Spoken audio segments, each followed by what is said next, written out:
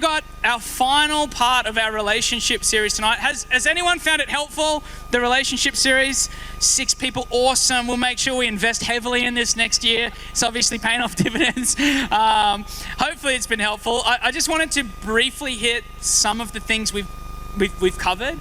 We've been talking about God's heart for relationships and really getting practical about how do we conduct relationships in a God-honoring way.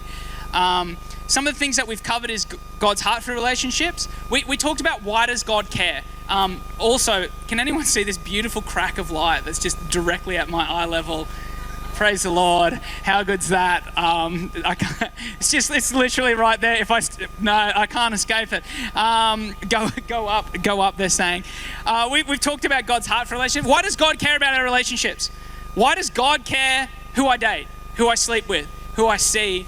The answer is that God deeply cares about you. And if we're honest, relationships have a huge say in our experience of life. We all would have experienced the joy and the pain that comes from relationships. And God's heart is that we would live free and full lives. And I think that's a bit of a word for tonight, that God actually wants us to experience freedom. And I think the world talks about freedom as in, freedom is do whatever you want, whenever you want, right? That's what it means to be free. All advertising, everything you watch on Instagram or TikTok is geared towards you live your best life in whatever way that it seems best for you. I think we honestly have a choice in life where we live a moment of freedom, which we can do. We can do whatever we want. Or we choose to recognize that there are things I can engage with today that can actually limit my freedom in the future. And God's heart is that we would live lives of freedom, not just moments of freedom. We talked about love, being patient. We all love that word, right? Patient. Dangerous prayer to pray. Most dangerous prayer you can pray is, God, help me to be patient. Because you will get plenty of opportunities to practice your patience. In my life group, we have a little saying, dangerous prayer. When one of the boys asks for prayer and it's like, that's a dangerous one. And patience is up the list. It's like you're a brave man asking for prayer for patience. But love is patient. And patience respects process. Remember, we spent a whole week speaking about the process that healthy relationships follow. Last week we talked about sex. Why wait for marriage? And we did a whole talk on that last week. So if you want the answer, get on YouTube, watch that. But honestly, I think the takeaways were God wants you to have the best sex. You can write that down, write it as a note. 2, sex is more than just physical. It's something much deeper. And again, God wants us to experience a life of freedom. If you've ever wondered why Christians wait until marriage, you can check that out. It's on YouTube now, I believe. If it's not, it will be this week. And a bit later on in the year, I actually want to spend a whole night where we speak about marriage. It's probably one of the ones that we've missed a little bit, but I want to just dedicate a whole night to that, just a little bit on after Easter.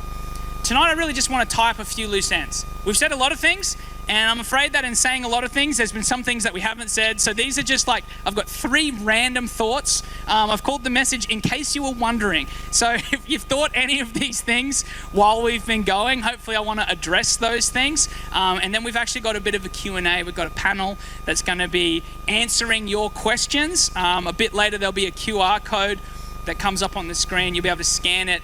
You'll be able to send a question to us. You can also upvote questions that you want to see get answered and stuff. I'm just going to warn you, we won't have time to answer all of the questions. We'll probably only get to answer a few. But please jump on there and do that when that comes up. Proverbs 24, 3-6 says, homes are built on the foundation of wisdom and understanding.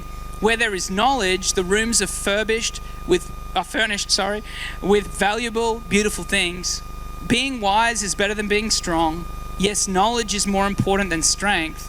After all, you must make careful plans before you fight a battle, and the more good advice you get, the more likely you are to win. And I guess that's a bit of the theme of tonight, is not, hey, we're the experts and here's the answer to every single question you have. It's seek lots of counsel, get good advice is going to help you to make good decisions. I like that the more good advice you get, the more likely you are to win. When it comes to relationships, there are no promises. There are no guarantees, but there's definitely wisdom that you can follow to make your life a whole lot easier and give you the best shot at having a successful relationship. Okay, in case you're wondering, it's okay to be single. Can all the single people just breathe a collective sigh of relief? It is okay to be single. Turn the person beside you and say, it's okay to be single. I'm just very aware, there's a few guys who are giving it to their mates with a bit more gusto than probably necessary. Obviously, we've been talking a lot about relationships. The last thing I want to give off is the impression that there is something wrong with you if you're not in a relationship. That is not true. And can I just encourage you, if you're single, what a beautiful season of life to be in, and give you permission to kind of push aside any of that societal pressure that there's something wrong with you if you're single. The world likes to just fit people into boxes, and the box it loves to fit people into is in a relationship. I don't know if you're single, I don't want to talk for you, but I'm assuming this is your experience, that people are like, so why?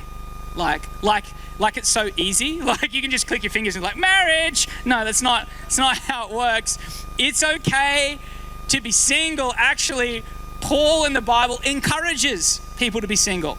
In 1 Corinthians 7:7, it says, for I wish that all men were even as myself, but each one has his own gift from God, one in this manner, another in that. The context is he was single, and he's encouraging people, I wish that everyone was single like me. He's basically saying, a bit of tongue-in-cheek, it's much easier to be single. You got a lot less things to worry about when you're single. It's actually a gift to be single. And I'd quantify that as, it's actually a gift to be happy and single.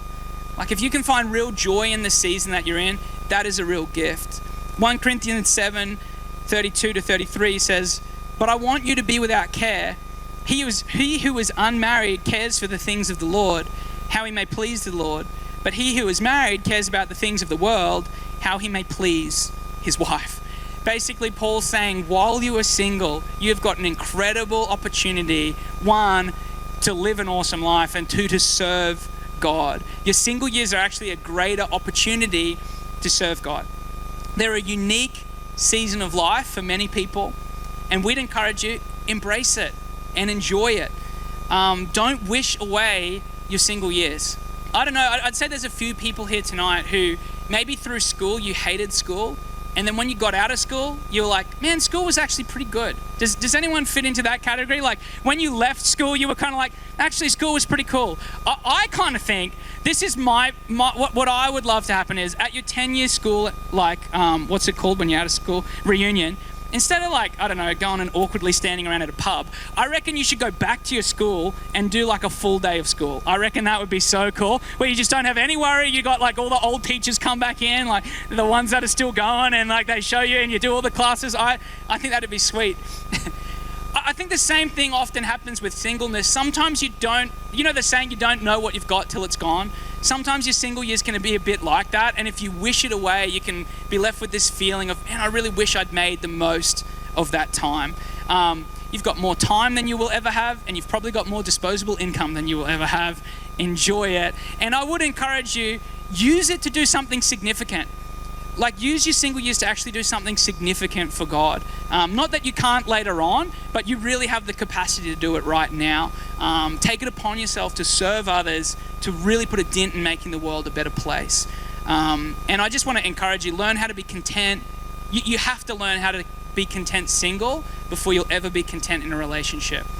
If what's stopping you from being content, and content, let me define that as being at peace with now. If what's stopping you from being at peace with now is that you don't have a relationship, that relationship will not help you be at peace with now. You will not experience contentment until you can learn to be content right where you're at. A relationship started because I need a relationship will end in pain every single time. So it's okay to be wondering. It's okay to be single, in case you were wondering. The second thing is, it's okay to have a list, just have the right kind of list. You know what I'm talking about when we talk about the list, right? It's tall, handsome, worship leader named Cam Simons. No.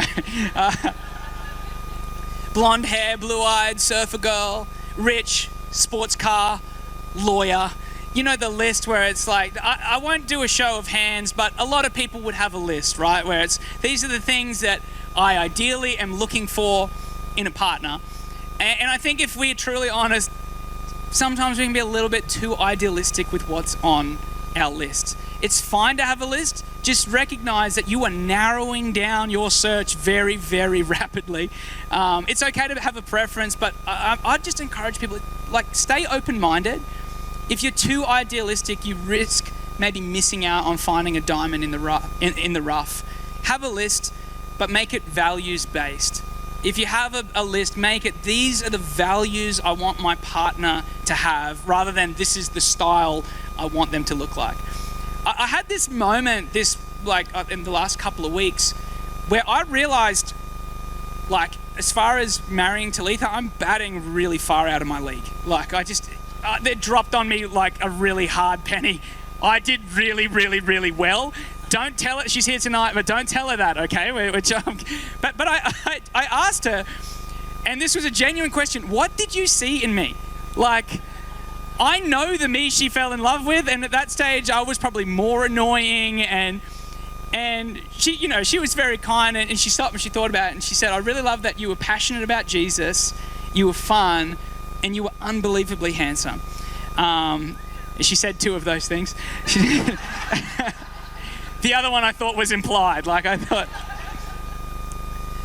And it was like, it was purely on my character. It wasn't about my style. It was about who I was. And I think the non-negotiables on our list should be things that are values. Things like they love God, they're honest, they're trustworthy, they put me before themselves. Don't be tempted to compromise on values.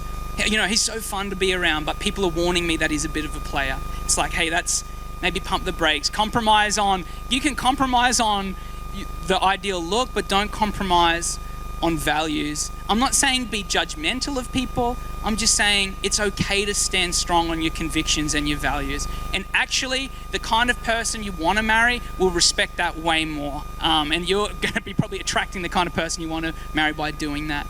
And so have the right kind of list. The final thing before we get into our Q&R is just, if you need to break up, do it well. And this is something that we get a lot of questions about, so I think it's really important that we just spend a moment to talk about it. The fact is, most relationships between young people don't work out.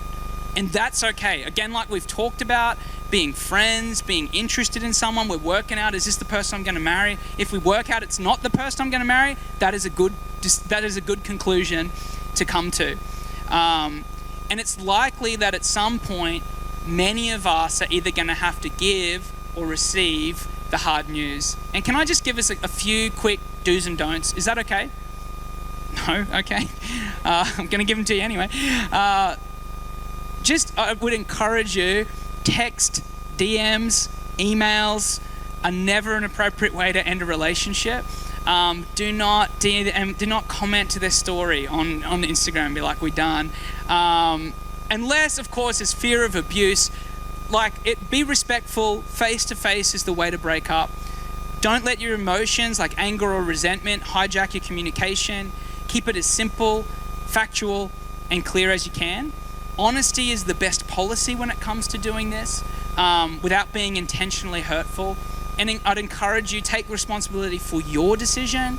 This is about you and how you feel, not about who they are or who they aren't or who they should be. Avoid on and off again relationships. This usually ends up more hurtful. Sometimes the desire to let someone down slowly might be well-intentioned, but it usually doesn't help. Finally, don't blame God. Take responsibilities of your feelings and decisions. I encourage you this with the experience. I remember breaking up with a girl in year 10 and saying, I just feel like God doesn't want us to be together. And I still regret that to this day. And I think how unfair. Like, God's like, thanks, bro. Like, thanks for that. I still want a relationship with them. So don't blame God. And I would encourage you, if you're in a relationship and confused what to do, either talk to a mature leader or a pastor about the process of either moving forward to a healthy relationship or ending the relationship. That's what we are here for. We'd love to sit down, encourage you, hear you out, maybe help you come to some kind of a decision if you can't get there on yourself. Is that good? In case you're wondering, there's a few things, just want to tick them off. Now we've got a panel. Can we welcome, now I'm going to just preface this by saying there's 5 people that are about to sit on this small white platform, and I'm roughly sure that the chairs fit. roughly. So we might need to work that out. Can we give it up for Dave Wendt? He's actually going to be the one that works that out and bringing the chairs up. But can we welcome up, we've got Josh and Sarah and Pastor Chris and Pastor Sue are going to come up this evening. So let's welcome them up. Maybe if someone could give Dave a hand with those chairs, that'd be sweet. I'm going to move this over here. Everyone's going to marvel at how well organized I am. And can we just chuck that QR code up on the screen, on the wall, if that's all right? So you can scan that. Hopefully you can get that QR code. There's a few questions in there already. I'm not going to sit on that one that's not on the platform. Nice. Well, I think we're cheering for space. Yeah. I figure we all like each other, so we can sit close together. There we go. Just don't fall off the platform, because that wouldn't be great. Sweet. So I'm just going to check. Everyone can see the QR code. You might need to stand up to scan it. No shame. You can ask questions anonymously on that app too. If you're being brave, you can chuck your name on it. Again, you can upvote questions that you're interested in hearing. Maybe just for some context, Pastor Chris and Sue. This is my mum and dad also, but Pastor Chris and Sue this evening. How long have you guys been married? I know. I just want you to say it. She's throwing you the microphone. Oh, it's muted. There we go. Just in case you saw that, Pastor Sue just handed the mic to Pastor Chris when it was how long have you been married, and said we'll see how long we've been married. That's experience. That's how you drop your partner in it. 35 years this year. Very good. 35 years. Awesome. And Sarah and Josh, how long have you guys been married? I want to say nearly 7 months. Yeah, yes. Sounds right. There we go. And I just think it's, again, we're not claiming to all be experts about this topic. I just think it's good to hear a bunch of wisdom. And I would suggest if someone's been married for 35 years, they've probably got something to say about relationships. So maybe we can kick it off with what I think often comes up in relationships. Is there the one? How do I find the one for me? Josh. I don't know if there's a one, but there's definitely not the one.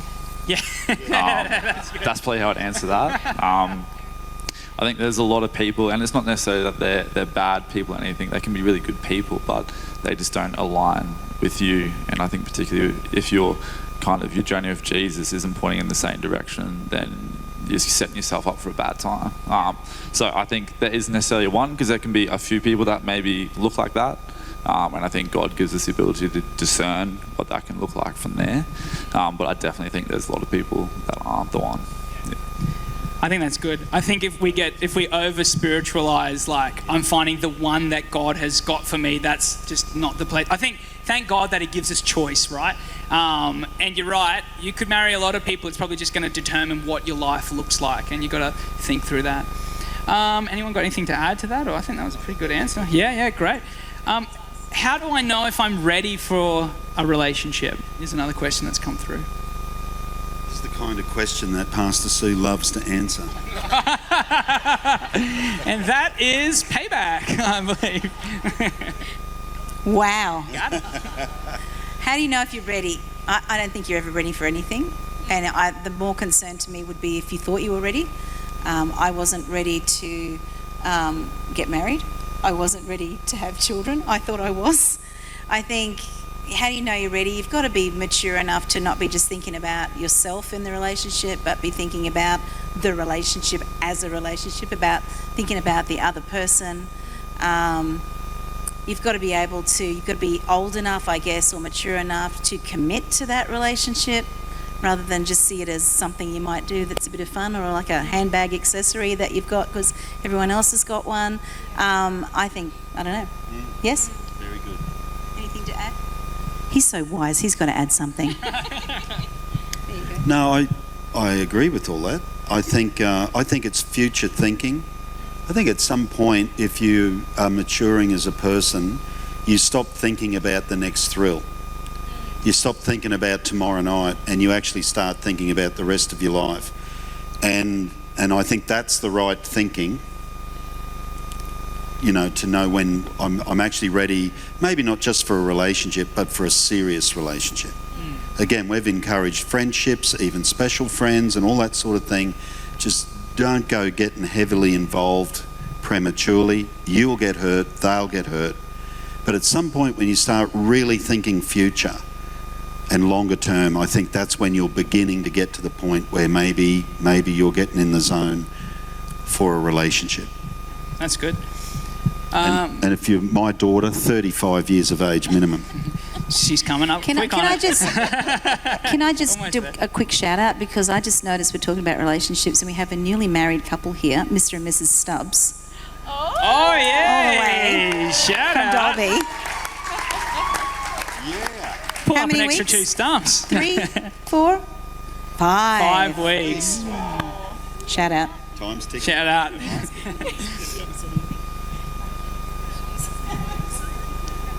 I think another good question, maybe just that we can answer real quickly, that maybe it's something we've missed, just tagging back to what you guys were saying.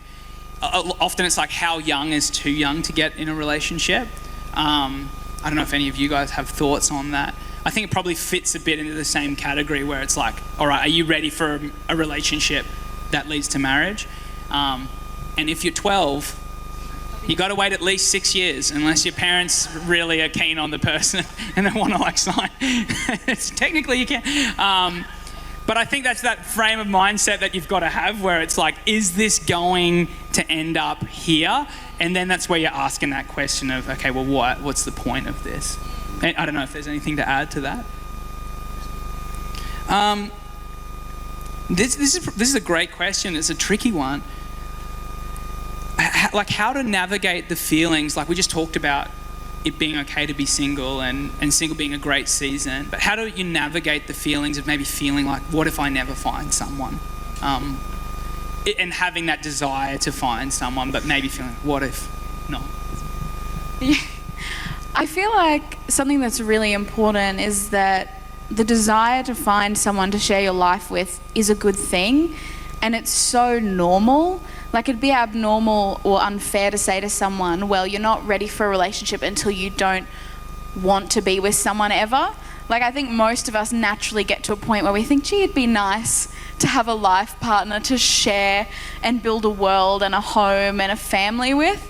But I think if we're not careful and we let the fear of being alone take over, that's where we can make some really poor choices. Like, if we are so consumed with this fear that, it's going to take so long, I can't wait that long, maybe it'll never come, maybe I'll just start settling, maybe I'll just start sleeping around. Like, I feel like we can really start to make a poorer choice when we let fear of not finding someone actually be the main voice. So I think to navigate that, I think firstly you need to make sure you've got some great friendships around you, because to be honest, having your best friends, people that you love to spend time with and hang out with, like making sure you're not actually alone is really going to help you to be enjoying life, to be getting meaningful relationships. That's so important. And so making sure that you are surrounded by people and have a connection point is such a big thing for navigating that. But the next thing would be just trying to, I guess, in some way instill a sense of peace that you don't need to worry about the when or the how far away, because that's not the key thing. The key thing is what you can do today and what you can do with the time you have now. And if you're still single, the options are quite limitless for what you could be spending your day with. Don't spend it distraught over what you don't have. Look at what you do and go out and enjoy that. I just really quickly, in the context of marriage, but this has been so true, and we were doing marriage counselling 3 weeks after we were married, and there's only one thing unhappier than being unhappily single, and that's being unhappily married. So you don't jump into that stuff, because that you would rather be, I guarantee you would rather be unhappily single than unhappily married. There's a question that kind of ties off to this that's really popping off at the moment from anonymously from Jason Job. For Pastor Chris, when you're in trouble with your wife, how long is it acceptable to be sleeping in the shed? 1 night or 1 week? I would have thought Jason would have said asking for a friend. You've never slept in the shed. Never in the shed. There is a good question here, just about, like, if you could talk through how you guys navigated a tough time together as a couple. I'm just trying to find it. I saw it a second ago, but now it seems to have disappeared. I think communication. I think if you can communicate honestly, take the emotion out of it, like, you know, we're normal, we get mad with each other. Sometimes Chris finds me annoying, I have no idea why. Sometimes, occasionally, very occasionally, he does things to annoy me. But I think communication, and in tough times, you're in it together. Yeah. It's not one against the other. We're doing this together. We're building a marriage. We're building it, and to build it means that sometimes things are tougher. We've been through, you know, tough times as a couple, as a family.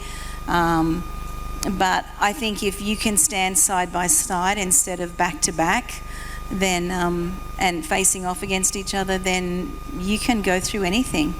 And, you know, I think for me, one of the best things has been, as Christians, I know that when things are tough for me, Chris is praying for me. I know when things are tough for him, I am praying for him. I feel very supported. I hope he feels very supported. I'm sure he does. But we talk about stuff, and we talk about uncomfortable stuff. And we don't talk about it. I don't say, oh my goodness, you are so annoying. I say, sometimes I get annoyed. See the difference? Yeah. When you do this. And it could just be me. I just could be having a bad day. But I've got to tell you, because otherwise I'm going to stay annoyed. And we talk about it. So communication is the absolute key to navigating any season.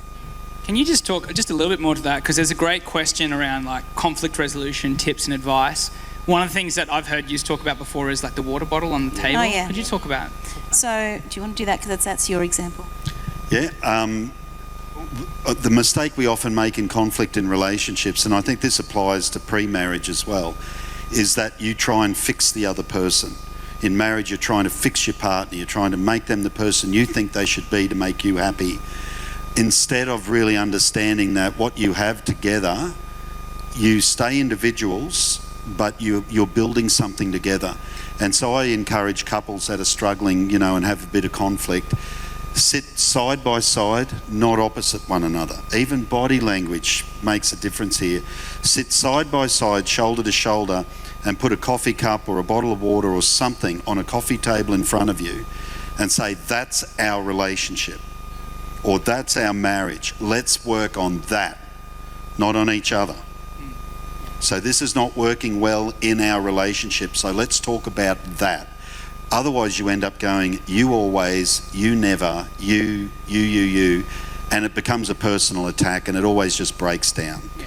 So working on the relationship is the key. Can I just throw a follow-up question on that? Because I think there's maybe an important distinction to make here. Like when you're married doing that, is there a point where you're dating someone and it's every night, sit down, oh, here's our relationship, let's work on it, that you realise this is just not going to work? I have a word for that. Run away. Yes, run away. Honestly, why would you embrace chaos in your life every night of your life when you have a choice? If you can't agree on simple things, then you can't build something. Yeah. So I would run. These principles are framed within the context of a crisis. But if this is every night, no one can't live in crisis. Yeah, that's unhappy. Just in case. I think it's good. I don't have anything to add. Okay, great. Is this helpful to everyone? Yeah, good. I think this is a great question. How to find the value in sex again if you feel like you've become desensitized to it. So last week we spoke about, the whys behind waiting, and then acknowledging that for many people they weren't brought up knowing that. So, and obviously God doesn't expect you to follow something that you're not even aware of. But just for people who feel like I'm at that point where it doesn't seem to have meaning any longer, like how can you get back to a place of it being valuable? Josh said he was keen to speak into this topic tonight in a personal, private, direct message to myself. So, do you want to go first? It always helped me that I had a job that took me overseas for three weeks at a time. And I do think there's a principle in that. Just starve yourself. If you Yeah, want I to think that could have been taken if you wrongly want to, by the room. No. But if you want to revitalise your interest, Yeah. Is that what you're talking about? Yeah. You're saying distance makes the heart grow fonder. exactly right. Not travel to a country and yeah. And can I say, just from more recent years of marriage counselling, pornography will destroy intimacy in your marriage. So if you've asked a genuine question saying, how do I resensitise myself and really find the joy again, that's what I'm saying. Just stop letting it into your world anywhere else except for your partner. And you will find a new appreciation for them very, very quickly. Or you can travel overseas for 3 weeks by yourself and you're very happy to be home. I think if you were, I read that question a little bit differently. I think for me, are you talking about, is that question also about if you've had previous relationships? Yeah, I think that's... Yeah. Look, that's our story. We didn't become Christians until we were in our 20s. We had both lived very poorly. We'd both lived with people. If I could just say from my own experience, what I'd experienced prior to becoming a Christian, prior to waiting, it's okay to start again. Yeah. You know, like it's okay to start again and go, okay, no, we are going to wait. If I could say the difference between what we'd experienced prior in other relationships to what we experienced as a married couple, chalk and cheese. And for the better. Honestly, I think what we'd experienced in the past was very transactional, if I can just be honest, was very transactional. I give you this, you give me that, very transactional.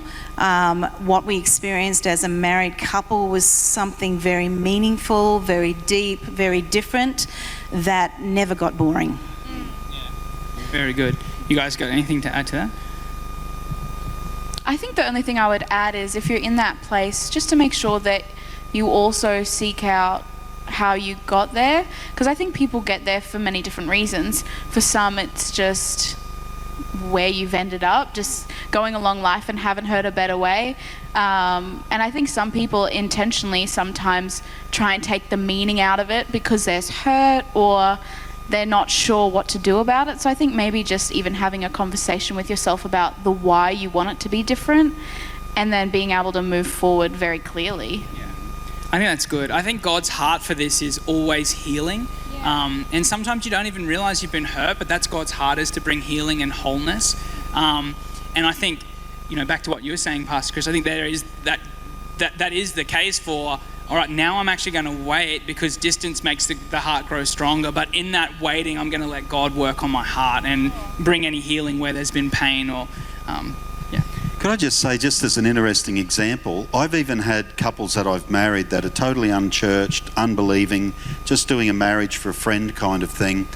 And when we've talked through these issues in pre-marriage, I've encouraged them, even if they're living together, stop sleeping together. We normally do the marriage prep about 6 weeks out from the wedding. And it's like, why don't you just try it, guys. Just stop sleeping together. Move into separate rooms and just try it. See what you think. And the few couples who've done it have always gone, we are so glad we did that. Just with, again, the absence and distance, it actually deepened the relationship. It didn't weaken it. And again, I think we as a society, we've lost the sense of delayed gratification, that it can actually be great to wait. And it's why we have such a fetish for purchase, because it's actually shopping before you purchase. That's the exciting bit. And as soon as you've hit on eBay, buy, the thrill's gone, if you've never noticed that. And I think our human relationships can be a bit that way. So boundaries, delayed gratification, those things actually work in our favour, even though our society in general would say that we're missing out. Actually, we're not. Very good. Just a lot of questions around the topic of following Jesus and dating someone who's not following Jesus. Can I just give some context? Josh, I'll give them some context for. I think the church is talked about this maybe unhealthily for a long time, where it's this sin issue. I think it's a trajectory issue of what do you want your life to look like, and where do you want your life to head. I think what you said before is so beautiful, where it's like we pray for each other in the hard times, and it's like, yeah, well, if that's your faith, do you want someone who's going to pray with you, or are you happy to not have that? Like, I mean, just like some of the practical questions to be asking yourself. You can't expect that person to take on your faith because you want them to. So, Josh. Yeah, I'd say something that's been obviously really important for us is you're kind of always growing to understand each other really better. And if you're following Jesus, then inevitably Jesus is at the center of who you are. And so if you are with someone that doesn't know Jesus, doesn't understand Jesus, they will never be able to fully understand you. So in their pursuit of you, they will never actually be able to understand who you are, the core of who you are, because of the core of who you are is Jesus. So I think that becomes something that can be really difficult, because there's all these other things, like logical things in terms of how you see, but that actual core understanding of getting to know each other will just never be there. And I think that's a really scary thing to look at in a relationship, to never have that depth of understanding. Yeah. Sorry. One thing I would add too is I feel like, irrelevant of your relationship status, as a believer, as someone of faith, you're called to follow after what God calls you to. And I think to not have a fear that there will be resentment from a partner who doesn't know God and doesn't understand your need and desire to follow after him. Like, I never have to worry that if I'm out serving really late, back to back for ages, that Josh is going to be frustrated I'm not prioritizing him, because he understands my prioritization of God, because he has the exact same one.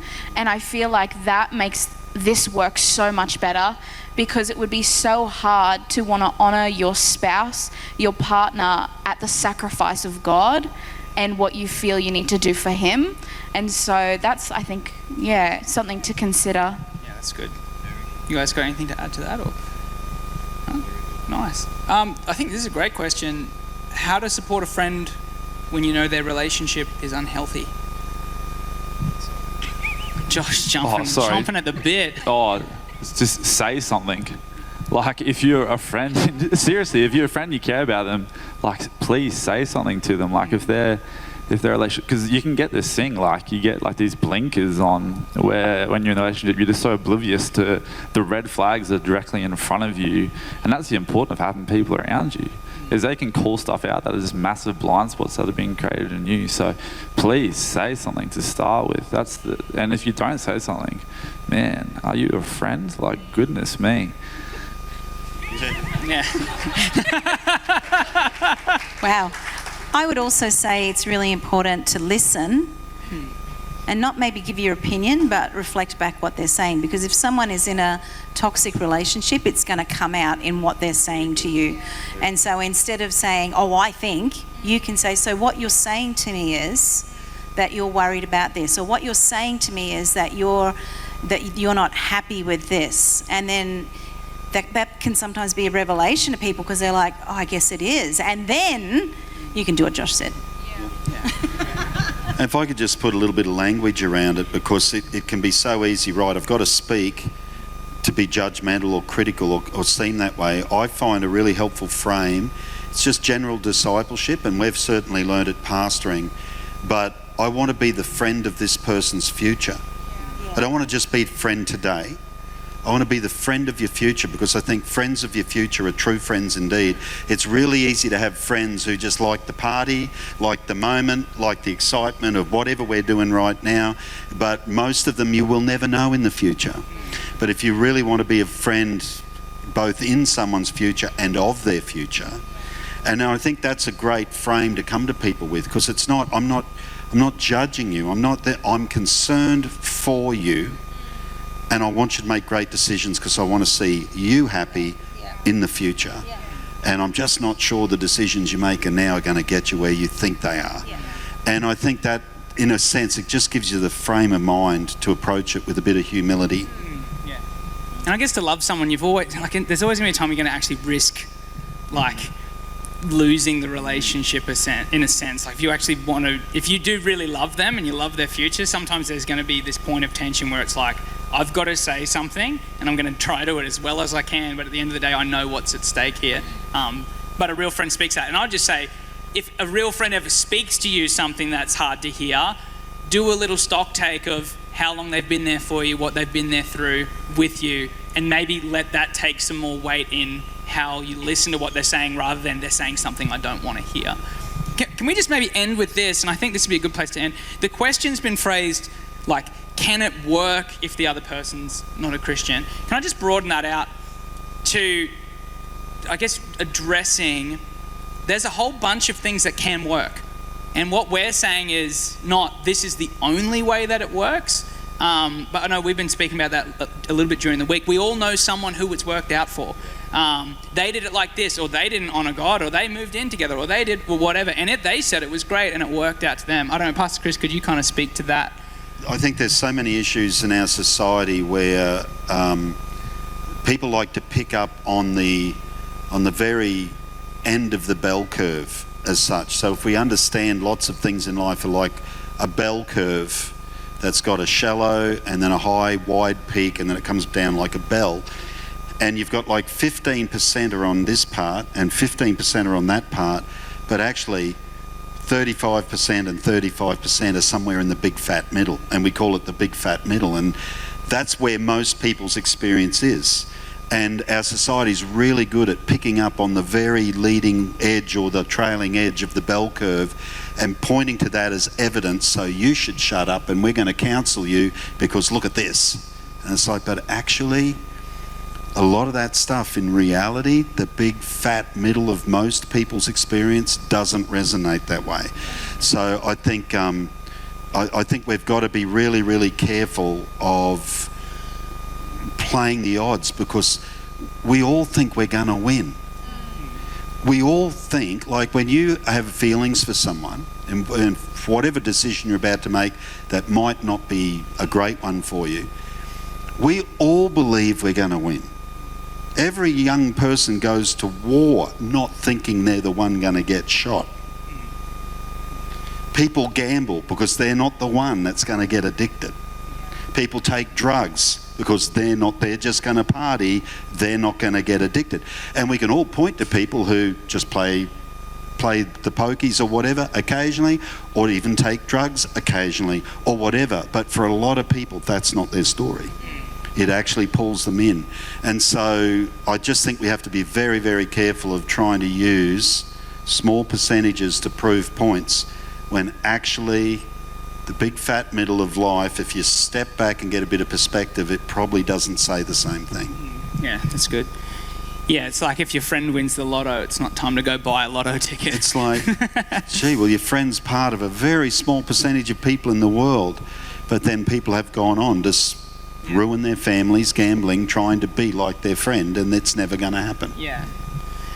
I just think it's important to address, because I think that often that is pushed, right? I don't know if you've heard that or if you've experienced that. Either the feeling of, well, it worked for them, or sometimes people who are in that minority are very vocal about, well, this is what we did and it worked for us, so you should do the same thing. So I guess it's just a word of caution around that.